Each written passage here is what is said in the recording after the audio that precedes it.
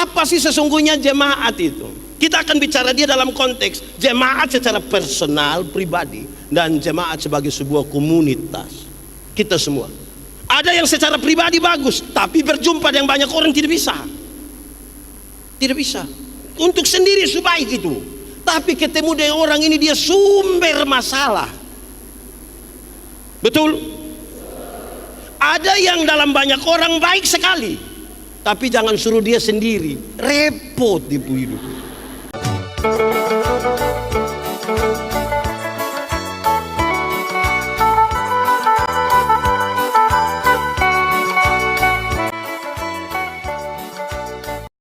Mari kita berdoa. Ya Tuhan Allah, kami mohon kepadamu, kuatkanlah dan teguhkanlah iman kami, supaya waktu di mana kami belajar firman Tuhan, biarlah ini menjadi waktu yang paling baik buat kami. Kami berdoa Tuhan menjauhkan semua penggoda pencobaan, baik di dalam kami, baik di sekitar kami, supaya di dalam damai-Mu kami belajar firman Tuhan. Terima kasih banyak Tuhan, kami rindu pada firman-Mu. Berfirmanlah bagi kami, di dalam nama Yesus, firman yang hidup itu kami berdoa. Amin. Bapak Ibu Saudara-saudara, Shalom. Dalam prosesi perayaan HUT GKS Payeti yang ke-93 di kebaktian kebangunan rohani ini, tema kita adalah diberkati oleh Allah Bapa, dituntun oleh Kristus Yesus, dan dipimpin oleh Roh Kudus. Pembacaannya terambil dari Kisah Para Rasul pasal 2 ayat 41 sampai ayat yang ke-47. Mari kita buka Alkitab. Kisah Para Rasul pasal 2 ayat 41 sampai ayat yang ke-47. Yang sudah dapat katakan amin. Amin, betul? Separuh tidak buka Alkitab juga amin, itu tipu itu. Kisah Rasul pasal 2 ayat 41 sampai 47. Cara hidup jemaat yang pertama. Orang-orang yang menerima perkataannya itu memberi diri dibaptis, dan pada hari itu jumlah mereka bertambah kira-kira 3.000 jiwa. Mereka bertekun dalam pengajaran rasul-rasul dan dalam persekutuan, dan mereka selalu berkumpul untuk memecahkan roti dan berdoa. Maka ketakutanlah mereka semua, sedang rasul-rasul itu mengadakan banyak mujizat dan tanda. Dan semua orang yang telah menjadi percaya tetap bersatu, dan segala kepunyaan mereka adalah kepunyaan bersama. Dan selalu ada dari mereka yang menjual harta miliknya lalu membagi-bagikannya kepada semua orang sesuai dengan keperluan masing-masing. Dengan bertekun dan dengan sehati mereka berkumpul tiap-tiap hari dalam bait Allah. Mereka memecahkan roti di rumah masing-masing secara bergilir dan makan bersama-sama dengan gembira dan dengan tulus hati, sambil memuji Allah, dan mereka disukai semua orang, dan tiap-tiap hari Tuhan menambah jumlah mereka dengan orang yang diselamatkan. Demikian firman Tuhan. Berbahagia setiap orang yang mendengar firman, memelihara dan melakukan dalam hidup setiap hari. Shalom. Yang di luar shalom. Semuanya shalom. Karena ini menuju perayaan ulang tahun, ini standar sekali. Saya berkhotbah di banyak acara hari ulang tahun. Saya suka mulai mengatakan begini, saudara. Kedewasaan itu ada 3. Ada berapa? Berapa? 1, dewasa biologis. Dewasa biologis itu hari kita punya berat badan hanya 37, sekarang 73. Itu dewasa biologis. Itu hari kita pakai celana nomor 27 tidak ada masalah karena perut rata saja. Sekarang perut macam ada 3 begitu, 1 di sini, 1. Itu dewasa biologis. Siapapun bisa begitu. Makan tidur, makan tidur, makan tidur, cocok ya gemuk. Dan hari ini kita tidak merayakan itu. Kedua, dewasa psikologi. Dewasa apa? Dewasa psikologi tidak tergantung umur dan berat badan. Tidak tergantung umur dan berat badan. Umur 40 tahun tapi kalau tukang tersinggung, Sedikit-sedikit tersinggung, sedikit-sedikit tersinggung, sedikit-sedikit tersinggung. Tersinggung kau sedikit-sedikit. Orang baru lihat dia sedikit, kau lihat apa? Ay, itu hanya badan yang besar. Sesungguhnya dia masih. Makanya biasa kita orang NTT ada yang tukang tersinggung di banyak orang begitu, orang suka bakorek yang. Di Sumba ada begitu. Di Wengapu ada juga. Fam apa? Jangan itu ada jadi masalah. Ketiga, dewasa iman. Dewasa apa? Dewasa iman tidak tergantung berapa lama kita jadi orang Kristen. Dewasa iman tidak tergantung berapa lama kita ada dalam persekutuan. Dewasa iman tidak tergantung berapa lama kita melayani. Tapi dewasa iman itu kira-kira begini. Ada mimbar berat 10 kg, ada anak umur 3 tahun. Anak umur 3 tahun bisa pikul mimbar yang 10 kilo? Bisa. 17 tahun kemudian itu anak umur 20 tahun. Dia bisa pikul mimbar yang 10 kilo? Yang berubah anak atau mimbar? Itu dewasa iman. Orang dewasa iman tidak akan pernah meminta beban menjadi ringan. Orang dewasa iman tidak akan pernah menangis meminta masalah itu menjadi ringan. Saya mau tanya saudara, saudara punya masalah? Saudara ada masalah? Tidak usah omong. Saya lihat yang ini nih muka masalah semua. Masalah ialah kesenjangan antara harapan dan kenyataan. Harapan menikah umur 27, sekarang sudah 34. Ya masalah. Harapan lain, kenyataan lain.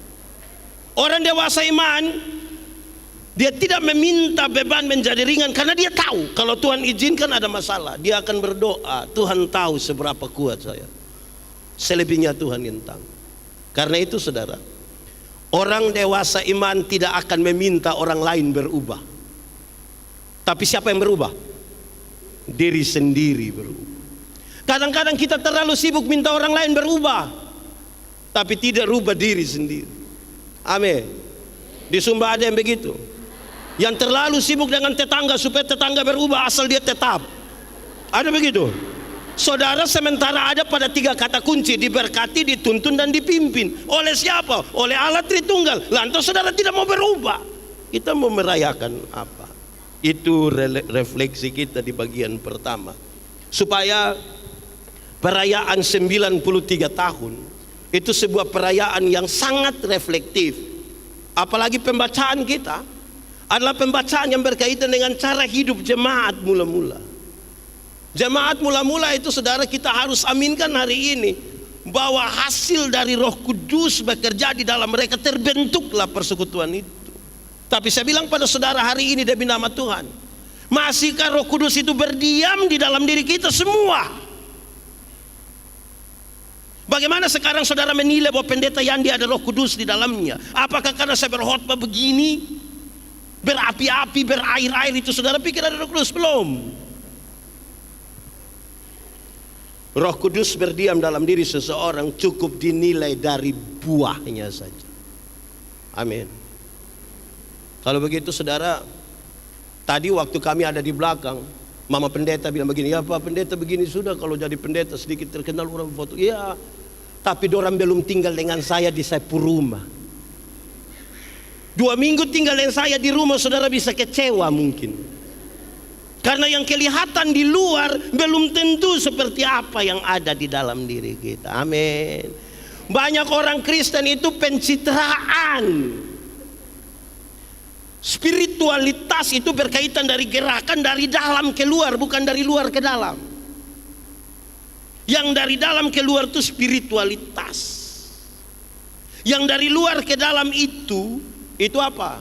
Pencitraan. Contoh, yang spiritualitasnya bagus, dia suka, ini tentang konteks kebersihan misalnya. Kalau ada kotoran dia mau ambil, dia ambil saja, dia mau sapu saja. Itu dari dalam ke luar. Yang pencitraan, pas ada kotoran di situ, dia kasih tahu anak-anak, pas saya sapu, engkau foto. Itu pencitraan. Itu pencitraan. Di Sumba ada yang begitu. Pencitraan ada. Dia ada ikut ibadah sekarang. Coba tunjuk. Ya, saudara, kalau spiritualitas itu dari dalam keluar, saya mau bilang pada saudara, yang di dalam itu apa? Yang di dalam itu teologi. Di dalam. Yang keluar itu apa? Etika. Perjumpaan antara teologi dan etika. Apa namanya? Spiritualitas. Baru kehidupan kita menjadi sebuah kehidupan yang baik. Kita belajar banyak dari teks ini, saudara. Tapi saya mau mengajak kita untuk merenungkan beberapa poin berkaitan dengan refleksi kita untuk prosesi 93 tahun ini. Apa sih sesungguhnya jemaat itu? Kita akan bicara dia dalam konteks jemaat secara personal, pribadi, dan jemaat sebagai sebuah komunitas. Kita semua. Ada yang secara pribadi bagus, tapi berjumpa dengan banyak orang tidak bisa. Tidak bisa. Untuk sendiri sebaik itu, tapi ketemu dengan orang ini dia sumber masalah. Betul? Ada yang dalam banyak orang baik sekali, tapi jangan suruh dia sendiri, repot tipu hidup. Itu dia musuh. Nah, mari kita renungkan satu-satu. Apa sih yang terjadi di jemaat mula-mula? Satu, mereka adalah persekutuan yang bersaksi. Persekutuan yang bersaksi. Ukuran kita hari ini adalah jemaat ini masih bersaksi atau tidak. Itu serius. Tapi tentang bersaksi mesti hati-hati. Kenapa? Bersaksi dengan makam puji itu beda tipis. Beda tipis. Lama-lama bukan Tuhan yang dipermuliakan, dia yang dimuliakan. Karena itu saya mau bilang kepada saudara, hati-hati dengan kesaksian. Kenapa? Kalau orang mau bersaksi, 90%, 95% bicara tentang Tuhan. Tinggal 5% silakan bicara tentang dirimu. Supaya orang ingat Tuhan, lupa engkau. Banyak yang balik. 95% dia bicara tentang dia, tinggal 5% dulu baru tentang Tuhan. Orang ingat siapa? Kalau dia bangun langsung mulai, itu hari yang tukang pencuri ini, waktu itu yang tukang mabuk ini, tukang judi ini. Dia bicara tentang dia 1, 2, 3, 4. Nanti tinggal 2 menit baru dia bilang, untung Tuhan. Hasilnya, satu saat dia berdiri di muka, orang bilang begini, jangan lihat begitu tukang pencuri itu. Karena lebih banyak dia cerita tentang pencuri, bukan tentang Tuhan. Saudara kalau rindu bersaksi, ringan. Masa lalu saya buruk, bahkan terlalu buruk, saya pemalas cerita lah. Saudara mau dengar yang buruk-buruk supaya kenapa? Yang saya ingat adalah Tuhan mengerjakan 1, 2, 3, 4, 5 dan beri kemuliaan bagi nama Tuhan. Cukup itu, nama Tuhan dipermuliakan. Supaya kamu jangan merampas kemuliaan Allah. Makanya tadi di awal saya bilang, kalau ini persekutuan yang bersaksi, bersaksilah begitu rupa supaya nama Tuhan yang dipermuliakan. Jangan kita yang dimuliakan. Siapa kita? Itu serius. Masih mau bersaksi kok tidak? Menyanyi dulu, bersaksi terus sampai itu. Saudara tidak tahu lagu ini? Lalu kenapa suruh saya solo?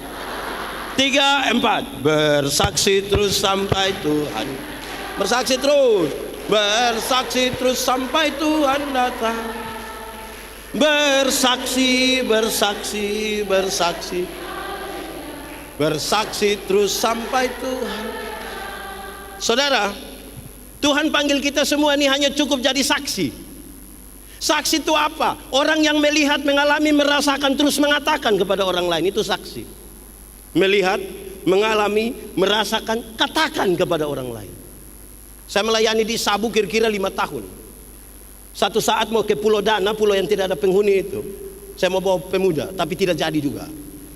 1-2 nelayan datang bilang kepada saya, Pak Pendeta, di Pulau Dana itu Bapak kita tidur di pinggir pantai, sadar di tengah laut. Hampir saya bilang, jadi saya harus bilang wow. Tapi saya lihat dia terlalu serius. Kita tidur di pinggir pantai, sadar di tengah laut. Kok? Iya, engkau pergi ke sana? Tidak. Bagaimana orang percaya pada kesaksianmu kalau engkau sendiri tidak pernah mengalami sesuatu dengan Tuhan? Pak Pendeta, saya tidak pernah mengalami sesuatu dengan Tuhan. Omong kosong. Hanya orang sombong yang tidak pernah mengalami sesuatu dengan Tuhan dan tidak mau jujur bahwa itu pengalaman dengan Tuhan. Di mana-mana saya bilang, kalau kita bisa bangun tidur saja di pagi hari, tanda itu pengalaman kita dengan Tuhan. Harus jujur di situ. Saudara bayangkan kalau tadi malam Tuhan pimana begitu, terus tadi pagi lupa kasih bangun kita. Menurut saudara ini sore siapa kubur siapa coba? Ya kalau ada pengalaman dengan Tuhan jujur dong. Banyak orang tidak berani bersaksi, tidak. Yang sudah berani pun ada masalah di bersaksi, apalagi yang tidak berani bersaksi. Itu dulu ringan-ringan. Kedua, kalau saudara baca teks tadi dia kasih tahu, persekutuan jemaat mula-mula itu sebuah persekutuan di mana jemaat terus belajar. Jemaat terus mau belajar ialah perubahan tingkah laku dari tidak tahu menjadi tahu, dari tidak bisa menjadi bisa. Ulang, belajar ialah perubahan tingkah laku dari tidak tahu menjadi tahu, dari tidak bisa menjadi bisa. Tapi saya mau kasih tahu saudara, belajar itu tingkatannya ada 4. Kita bisa koreksi diri, kita ada di tingkatan mana. 1, belajar untuk tahu. Belajar untuk tahu tuh semua orang bisa cari tempat belajar orang dan sumber belajar. Dari Google bisa, dari guru bisa, dari pendeta bisa, dari Alkitab bisa, dari mana bisa. Terbuka kemungkinan. Saudara bisa tahu banyak informasi, silakan. Belajar untuk, tapi itu tingkatan paling bawah. Saudara mau tahu seluruh bagian Alkitab pun saya tidak gamatar sedikit juga. Karena itu tingkatan paling bawah. Baik, tapi tingkatan paling bawah. Kedua, tingkat yang naik sedikit tinggi. Belajar untuk tahu dan melakukan. Belajar untuk tahu dan banyak orang sudah tahu, melakukan belum tentu. Orang tanya saya ketika berbagi dan mengajar ilmu homiletika, mereka tanya saya, Pendeta Yandi, khotbah yang baik itu yang bagaimana? Saya bilang, engkau pemaksud. Khotbah yang baik itu tulis atau tidak tulis, berapi-api atau berair-air. Saya bilang khotbah yang baik itu bukan tulis atau tidak tulis, bukan berapi-api atau berair-air. Khotbah yang baik ialah omong karmana, bikin karmana. Omong karmana bikin begitu. Jangan omong lain bikin. Di sini ada yang begitu. Dia pakai baju warna hitam. Belajar untuk tahu dan melakukan. Karena ada banyak orang saudara sudah tahu belum tentu melakukan. Amin. Ada yang lebih parah. Ada yang malah pikir lain, omong lain, buat lain. Hasilnya kelainan. Jadi kalau saudara ketemu orang kelainan itu tidak sinkron semua. Amin kah? Saudara bayangkan ada orang misalnya, saya pakai contoh saya tidak bermaksud apa ini, saya kasih contoh. Yang pendeta pun sudah toh khotbah lakukan. Yang kita misalnya begini, sarjana pertanian, sudah bagus-bagus sarjana pertanian, tidak tahu tanam tomat. Gimana bisa? Kalau tahu ya lakukan. Amin kok tidak? Sarjana peternakan, tapi tidak bisa kasih kawin babi. Kalau tahu lakukan. Sarjana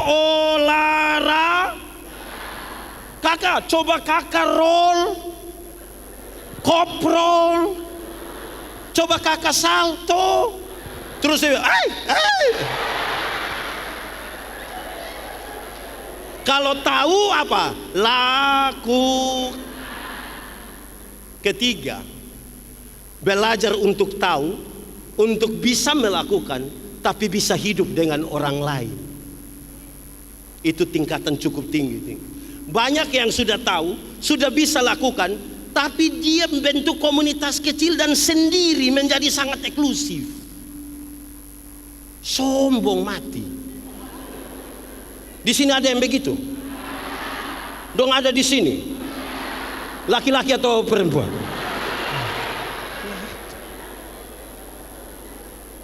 Persekutuan tuh persekutuan yang berjumpa kan? Berjumpa dengan semua orang. Jangan bikin diri inti. Amin. Keempat, belajar yang paling tinggi. Belajar yang paling tinggi. Belajar untuk tahu, untuk bisa melakukan, untuk bisa hidup dengan orang lain, tapi tetap menjadi diri sendiri. Tetap menjadi. Kadang-kadang kita kalau sudah berkumpul dengan orang lain tuh kita jadi tidak tahu diri. Kadang-kadang tidak kenal diri juga. Amin kok tidak? Saya biasa berkhotbah, saya bilang begini, ada dua kata dalam bahasa Indonesia, benar dan betul. Benar dan betul sama kok beda. Benar dan betul sama kok beda. Beda kok sama. Sama kok beda. Beda kok sama. Sama. Benar bisa berarti betul, betul bisa berarti. Tapi dua kata yang sama ini kalau sama-sama diberi awalan ke dan akhiran an, benar akan menjadi kebenaran. Betul akan menjadi, masih sama artinya? Beda kan? Kebenaran arti lain, kebetulan arti lain toh. Sekarang saya tanya, kalau hari ini kita hadir dalam KKR di sini, kebenaran atau kebetulan? Kebenaran. Saya kira memang kebetulan, tidak, ini kebenaran. Mantap, mantap. Kalau Tuhan Yesus mati bagi saya dan saudara, kebenaran atau kebetulan? Kalau kita masih hidup hingga hari ini, kebenaran atau kebetulan? Oke, saya geser sedikit. Kalau kita kulit hitam, kebenaran atau kebetulan?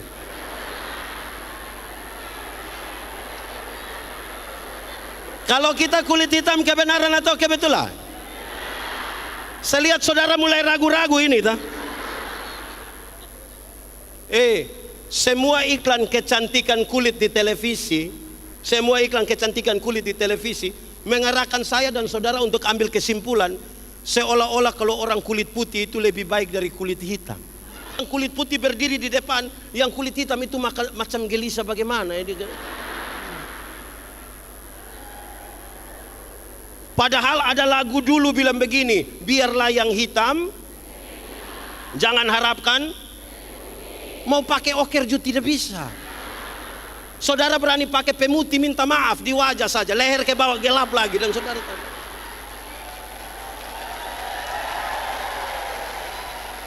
Tetap jadi diri sendiri. Amin. Seluruh iklan, kalau kita rambut keriting, kebenaran atau kebetulan?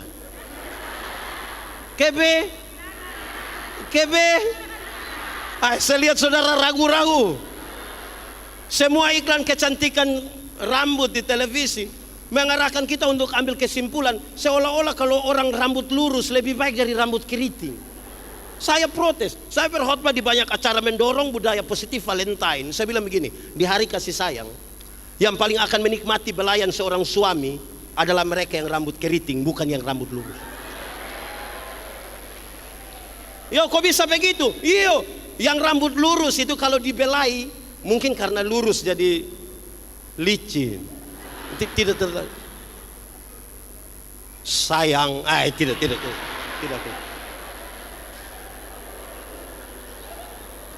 Yang keriting itu dibelai menarik. Sayang lebih. Jangan gelisah hanya karena rambut keriting. Belajar terima kita punya diri karena Tuhan tidak pernah salah. Amin. Jemaat. Di sini tidak ada jemaat. Jemaat. Di Sumba ada kain tenun. Mahal atau murah? Lebih mahal mana? Lebih mahal kain Sumba atau celana jeans? Lebih mahal mana? Pertanyaannya, ada berapa banyak anak muda di Sumba yang lebih suka pakai kain Sumba daripada celana jeans? Kalau mereka pakai pakaian adat kain Sumba, aduh, kita punya cara puji mereka itu dorang sakit. Kadang-kadang kita puji cantik. macam ke tanta-tanta dulu. Kalau gitu dorang. Tapi kalau anak muda pakai celana jeans yang robek-robek itu macam berharga sekali dorang itu. Makin ke Korea sepertinya makin tetap menjadi diri sendiri. Amin. Apa pentingnya dalam persekutuan jemaat? Saya dengar tadi saudara, acara hari ini kerjasama antara GKS Payeti dan GBI Tabernakel Rehoboth. Oke, tepuk tangan dulu. Nanti di bagian sebentar saya bicara khusus ini, tapi di awal saya mau kasih tahu saudara begini. Persekutuan yang dewasa itu berjumpa dengan orang lain. Oikumene bukan pilihan, dia sebuah keharusan.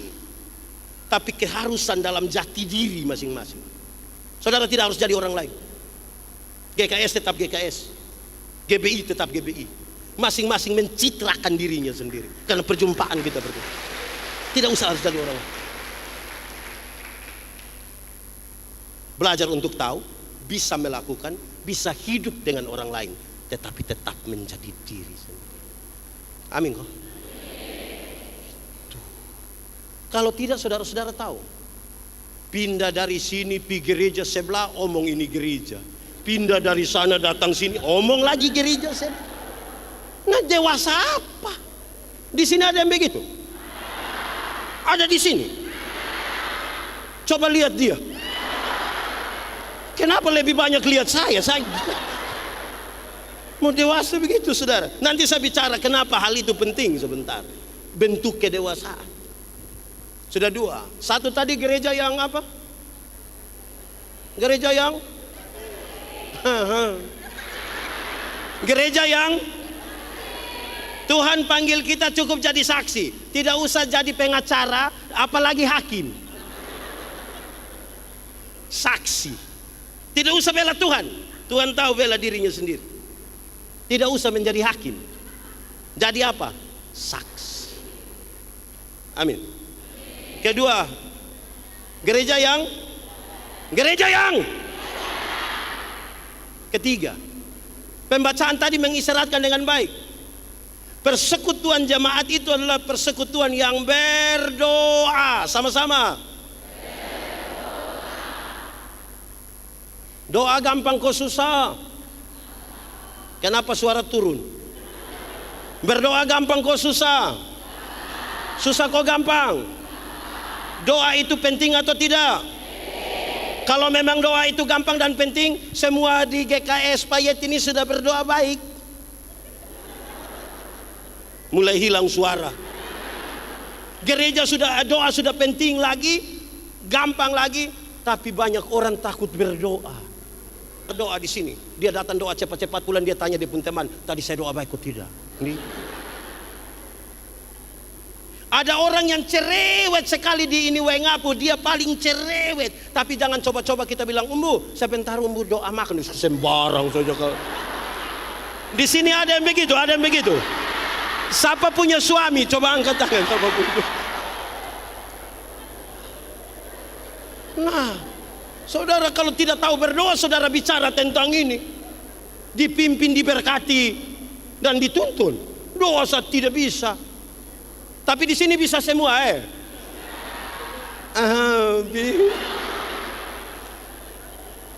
jemaat. Jemaat. Doa itu relasi, bukan kata-kata. Doa itu relasi, bukan kata-kata. Banyak orang terlalu memperhatikan kata-kata sampai lupa membangun relasi. Saudara, kalau saya dan Pak Pendeta Andi, kami dua ada hubungan, kami ada relasi. Saya jalan kaki, beliau naik motor, ketemu saya di jalan tanpa saya minta, dia berhenti tanpa saya minta. Pendeta Andi, yo, mau pergi mana? Naik, karena kami dua punya relasi. Tapi kalau kami dua tidak ada relasi, kami dua tidak saling kenal. Saya jalan kaki, beliau naik motor, ketemu saya di jalan, dia berhenti juga, tapi dia tanya, ojek kok Pak? Relasi lebih kuat dari kata-kata. Karena saudara bisa berkata-kata dengan orang yang saudara tidak kenal sekalipun. Jemaat, Saudara pernah kok tidak alami satu saat ambil telepon, saudara telepon tiba-tiba ada suara bilang begini, nomor yang Anda tuju tidak dapat dihubungi. Pernah? Suara perempuan atau laki-laki? Suara perempuan atau laki-laki? Dia kenal saudara, dia kenal saudara. Dia kenal kok tidak? Nah, kenapa dia omong dengan saudara? Jadi doa itu relasi. Jangan duluan kata-kata. Lebih kuat, 1, 2, 3. Korek kawan di sebelah, kasih tahu. Kasih tahu kawan di sebelah. 1, 2, 3. Jemaat.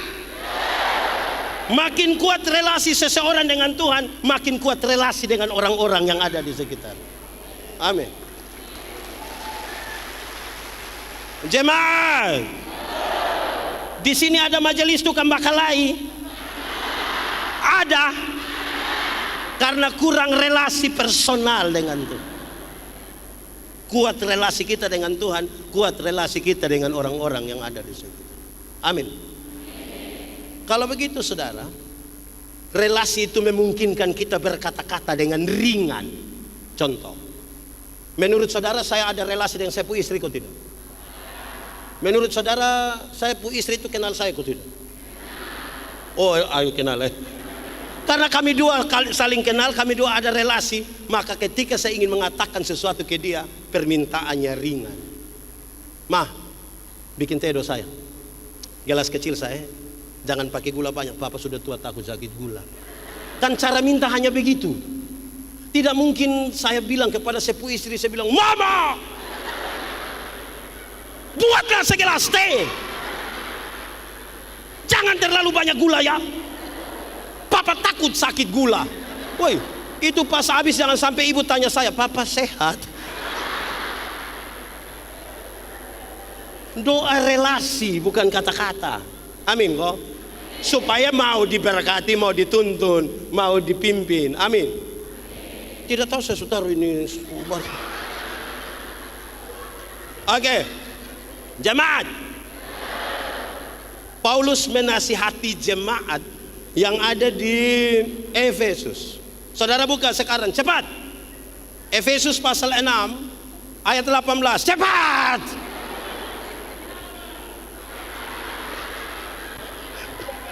Oh, sudah. Oh. Oke. Efesus 6:18. Sudah sama-sama baca. 1, 2, 3.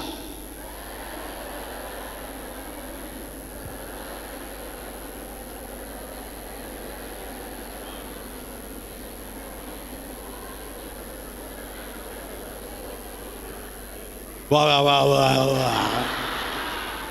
Oke, jemaat. Dalam relasi itu, teks ini kasih tahu begini. Kalau kamu berdoa, Efesus 6:18 tadi kasih tahu gini. Ada 5 hal yang penting di situ. Ini refleksi kita. 1, berdoalah setiap waktu. Sama-sama. Yang disebut dengan setiap waktu itu bukan jam 6, 7, 8, 9, 10, 11, 12, 13. Tapi berdoalah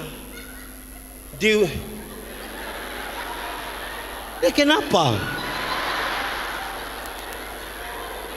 Oke, jemaat.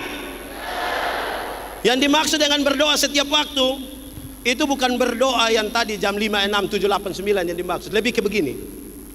Berdoalah waktu senang, berdoalah waktu kamu sehat, berdoalah waktu kamu untung, tapi berdoa juga waktu kamu. Manusia sering ditempatkan pada 3 kondisi. 1, ada kondisi di mana kita mau, Tuhan juga mau. Pernah alami kita mau sesuatu Tuhan mau? Pernah? Senang kan, rindu bersaksi di mana-mana kan? Oh, lupa saya mau ini, Tuhan kasih saya. Waktu kita mau, Tuhan juga. Tapi ada kondisi kedua, kondisi di mana kita mau, tapi Tuhan tidak mau. Pernah alami? Pernah? Lalu kamu bikin apa kalau waktu kita mau Tuhan tidak mau? Jengkel toh? Marah-marah dengan non Tuhan malah. Yang ketiga ada kondisi di mana Tuhan mau, tapi kita yang tidak mau. Pak Pendeta, memangnya ada kondisi Tuhan mau kita tidak mau? Ada. Contoh, misalnya kita ada bakalai dengan ipar-ipar. Di sini ada yang bertengkar dengan ipar-ipar. Masalah tanah ada. Masalah warisan ada. Nah, karena kita bertengkar, terus Tuhan bilang begini, damai, ampuni dia, ampuni. Tuhan mau kita saling mengampuni toh, tapi hati kita kan jengkel toh. Saudara bisa rasa kalau Tuhan mau dan kita tidak mau. Pengampunan itu satu paket dengan pendamaian. Ada banyak orang mau mengampuni tapi tidak mau berdamai. Ada yang mau berdamai tapi tidak mau mengampuni. Yang mau mengampuni tapi tidak mau berdamai itu dia selalu bilang begini, Pak Pendeta, untuk marah saya tidak marah, untuk marah saya tidak marah. Mau marah bikin apa, kita sudah tua-tua begini. Dia mau datang di rumah juga silakan, tapi untuk saya pergi ke dia maaf. Pernah mengampuni tapi tidak mau berdamai. Betul? Di GKS ini ada. Siapa punya ipar? Coba siapa punya ipar? Ada yang mau berdamai. Kalau tadi mau mengampuni tapi tidak mau berdamai, ada yang kebalikan dari itu. Mau berdamai tapi tidak mau.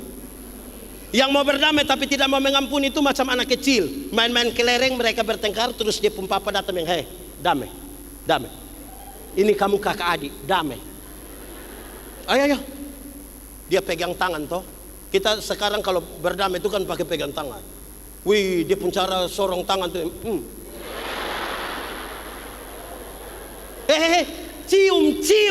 Cium. Ini yang kau punya saudara, dia punya cara cium. Berdamai, tapi hati tidak terbuka untuk mengampun.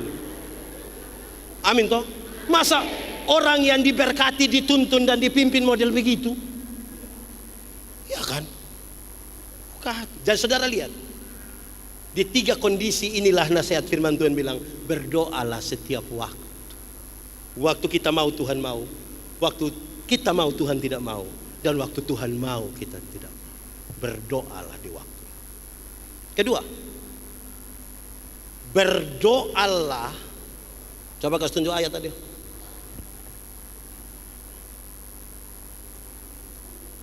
Pertama, berdoalah setiap waktu. Kedua, berdoa dalam roh. Berdoa.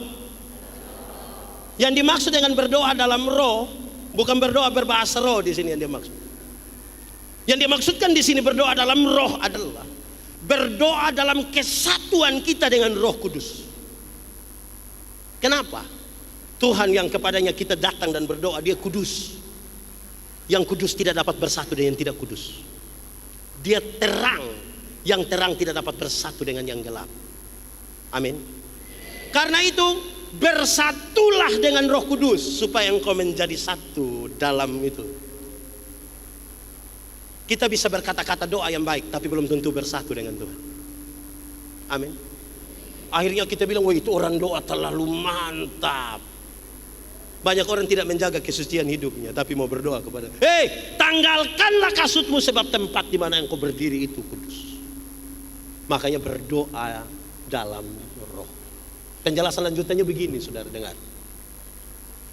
Roma pasal 8 ayat 28. Orang suka kutip itu muat-muat lagi di media sosial. Tidak apa-apa ya. Allah turut bekerja untuk mendatangkan kebaikan. Tapi saudara tahu, sebelum ayat 28 ada ayat 26, 27. Dia kasih ingat bilang begini. Roh berdoa untuk hal-hal yang tidak terkatakan. Dalam kesatuan kita dengan roh tadi, roh mengungkapkan hal-hal yang tidak terkatakan. Kenapa? Waktu kita ada dalam masalah, terjadi 2 hal. 1, kita tidak tahu apa yang akan terjadi 5 menit ke depan. Waktu kita ada dalam masalah. Kedua, kita tidak tahu jalan keluar apa yang terbaik. Itu hanya roh yang tahu. Berdasarkan kesatuan kita dengan roh itulah kita meyakini itu, baru Anda boleh katakan ternyata Allah turut bekerja untuk mendatangkan kebaikan. Amin. Karena itu yang kedua, berdoalah. Dia sudah tidak ada. Berdoalah dalam roh. Doa dan yang dimaksud dengan berdoa dan berjaga-jaga berkaitan dengan yang bisa kita lakukan, lakukanlah. Bagian kita lakukanlah dengan maksimal. Selebihnya bagian Tuhan. Amin. Contoh, ada yang punya kios di rumah, jualan sampai malam ada.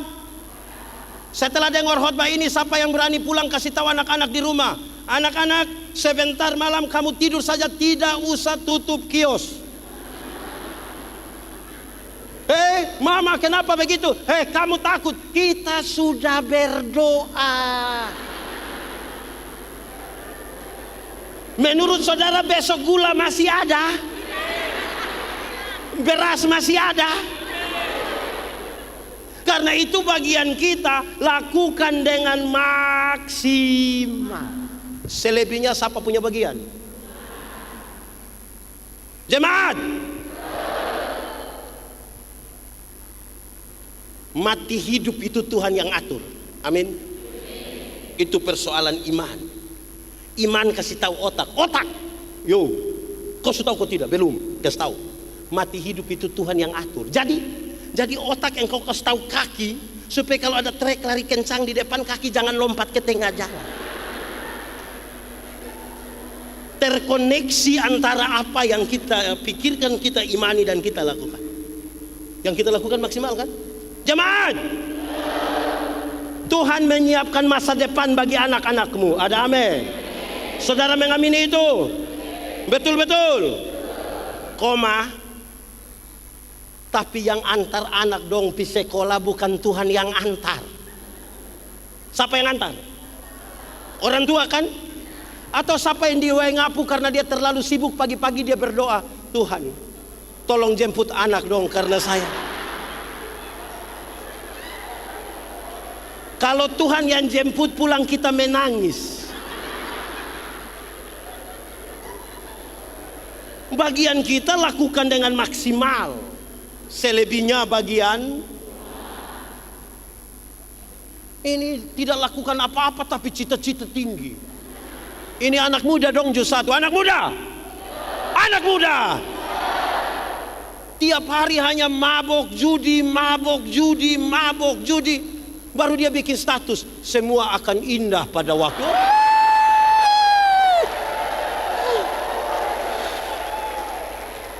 Apa? Di sini ada anak muda begitu? Ada di sini? Panitia? Jadi yang bagian kita maksimalkan sebagai bentuk dari berjaga-jaga. 4. Berdoalah tanpa putus-putus. Berdoa tanpa. Ini bicara tentang konektivitas, hubungan. Berbeda dengan berdoa setiap waktu. Doa tanpa putus-putus berkaitan dengan konektivitas, instalasi. Ini listrik di ini gereja ini kan sudah diinstalasi semua kan. Saudara butuh lampu, menyala. Butuh cas HP, butuh kasih hidup, ini bar. Karena terinstalasi kan. Selalu terhubung. Amin. Coba siapa yang dia di rumah dia tidak usah instalasi. Setiap kali dia pulang berdoa, mama tolong beli kabel, lampu, tangga, obeng, tang. Terus dia pasang, besok dia bongkar, dia ulang lagi lusa. Bisa? Jadi selalu terkoneksi dengan Tuhan. Saudara ada HP, Android, ada pulsa. Karena ada pulsa itulah saudara terkoneksi. Makanya saudara ingin mengupload sesuatu, jadi kan makan kosong juga saudara upload. Ting, manjakan lidah. Karena terkoneksi. Amin kok. Ada dua kata yang menarik, dua kalimat yang menarik tentang doa. Dia bilang begini, Yesus hanya sejauh doa. Yesus hanya sejauh relasi tadi, itu hanya sejauh doa kita dengan Tuhan. Yang kata-kata, yang relasi tadi. Amin. Tapi yang kedua dia bilang begini, Doa adalah nafas hidup orang percaya. Amin. Saudara bisa tahan napas? Bisa. 1 detik bisa? 1 menit? 1 jam?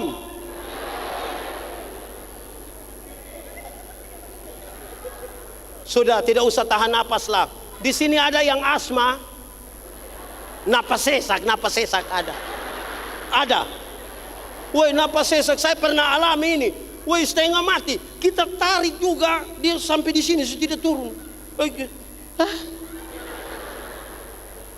Relasi itu begitu, kita terkoneksi supaya kita tidak sengsara. Ini refleksi kita menuju 93 tahun. Jangan sampai ada jemaat yang, Pak, begini 4 periode, Pak. Tapi berdoa parah ini. Kelima, di mana? Saya tunjuk saya pemuka. Berdoalah untuk orang lain. Sama-sama 1, 2, 3. Berdoalah untuk jemaat. Pernah berdoa untuk orang lain? Doa serahkan. Saudara, jemaat, coba periksa 10 doa terakhir darimu. 10 doa terakhir. Bagi yang tahu berdoa. Yang tidak berdoa dia mau periksa apa? Coba saudara periksa 10 doa terakhir. Kita nih kalau berdoa 1 menit pertama tuh ungkapan syukur dan pujian. Tuhan engkau dahsyat, engkau luar biasa, Tuhan, puji Tuhan, amin, haleluya. Itu 1 menit pertama. Masuk menit kedua itu daftar permintaan. Itu semacam proposal rohani begitu. Dia pun cara minta tuh 1, 5, 10, 20, 30, 40, 50, 60, 70, 80. Sudah ada 80 baru sudah mau akhir dia bilang begini, ampunilah segala dosa kami. Dalam nama Yesus kami berdoa. Kadang-kadang sebelum itu kata ampuni itu, orang biasa tambah 1 kalimat kecil bilang begini, Tuhan, sebenarnya masih banyak hal yang ingin kami minta. Masih ada. Sudah 80 ini masih tidak apa. Toh mintanya juga pada Tuhan toh. Amin toh. Nah, saudara lihat. Kadang-kadang kita pun permintaan tuh hanya untuk kita. Kita terlalu egois lah. Saudara, doa syafaat itu berarti berdiri menggantikan orang lain untuk menyampaikan pergumulannya. Di satu bagian, saya pakai contoh ini ya, karena kita ada di tahun politik. Saya pakai contoh ini. Saudara, Paulus bilang kepada jemaat di Roma, tidak ada pemerintahan yang tidak dari Tuhan. Tuhan berkenan kasih ini gubernur, ini bupati, ini sab-sab. Tapi kepada Timotius dia nasihat, Timotius, jangan lupa berdoa bagi para pemimpinmu, bagi para orang-orang yang memimpin. Kenapa? Dengar. Waktu dia menjadi pemimpin, dia jadi bupati misalnya. Dia dikelilingi oleh banyak kepentingan. Keluarga, tim sukses, ring 1, ring 2, ring 3. Ini tempat menjadi sangat licin. Padahal di tempat ini dia akan ambil kebijakan bagi banyak orang termasuk saudara dan saya. Berdoalah supaya dia jangan tergelincir di sini. Bisa paham yang saya maksud? Karena itu dia bilang kalau berdoa, jangan lupa berdoa bagi orang lain. Karena ini tempat berbahaya bagi dia. Amin. Jemaat yang berdoa tuh begitu. Seberapa? Ya jemaat yang Pak Pendeta izin, Mam Pendeta izin. Saya datang 1 hari tapi khotbah untuk 2 hari cirikan dalam jemaat mula-mula. Adalah jemaat yang bersekutu. Jemaat saya melihat hari ini yang hadir paling banyak ini mama-mama. Betul? Ini mama janda semua.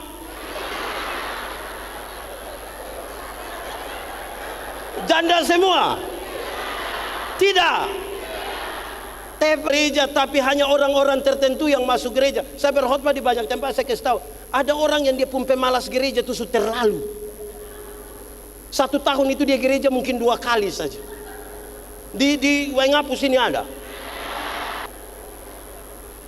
Dia datang itu pas Natal satu kali, Paskah satu, makanya namanya jemaat Napas. Natal dan karena Natal satu kali, Paskah satu kali, singkatannya tambah panjang, Napas satu-satu.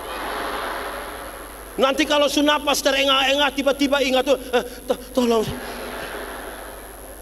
Amin kok. Jemaat. Ini bapak-bapak dong, ini juga kadang-kadang. Waktu masih pemuda, jemput yang ibu, yang nona itu rajin-rajin dia bawa ke gereja. Sudah menikah, dia tidak pergi lagi. Terus pendeta bilang, "Bapak, kenapa kau tidak pergi ke gereja lagi? Kasih tinggal ibu pergi sendiri." Terus dia bilang begini, "Pak Pendeta, waktu bapak dong kasih nikah saya dan ibu, kami dua telah menjadi satu.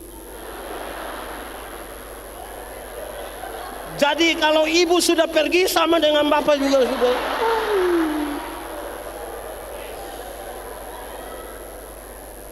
Susah betul. Di sini ada. Siapa punya suami yang ini ada yang suami, ada yang suami ini, suami loh. Jangan tunjuk orang lain punya ya. Oke. Ibu-ibu dong juga sama sah. Ini ibu-ibu dong, hari Minggu setel bagus-bagus datang jalan sendiri. Terus pendeta tanya, "Ibu, kenapa sendiri?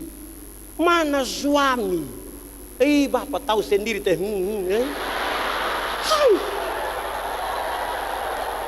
Sudah tahu suami begini, kenapa kawin dengan dia?